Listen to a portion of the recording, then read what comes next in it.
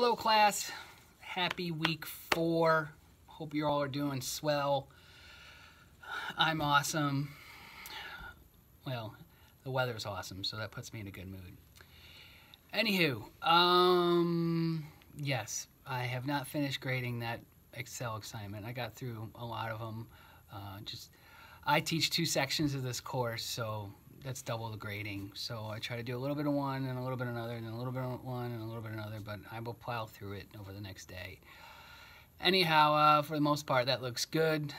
I noticed a few of you didn't watch my video and kind of went a little haywire on some of the things, especially like the pivot charts and that sort of thing, but that's okay.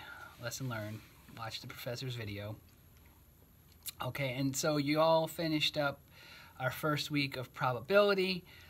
I hope you didn't hate it, judging by the performance I see here on the quiz, which, you know, they're not quizzes per se, they're your homework.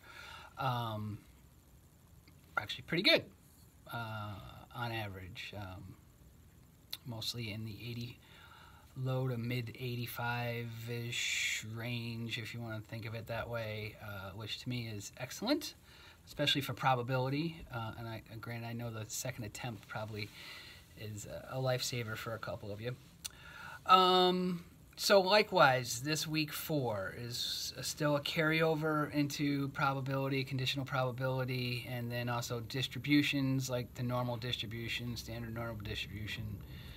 I don't know why there's more mention in there about all the other distributions like the Poisson and stuff like that, because we don't really get into it. None of the questions on the assignments or exams get into that. So what I did to help release some of the burden of the load of the content for this week is I sent you guys an email already, which has some templates that you can use for this week's assignment. It should put you all in a good position, grade-wise and template-wise and skill-wise for the midterm and final. So, lucky you. But the remainder of the course, like I said, I'm telling you, it does get easier in terms of application, interpretation, and using Excel and the statistics and the like. So, I just don't like the probability all that much because it's formulas, and it's very tricky to figure out, well, which probability formula does this particular question need me to focus in on? Is it a general addition rule, multiplication rule, special addition rule, conditional probability, yada, yada, yada.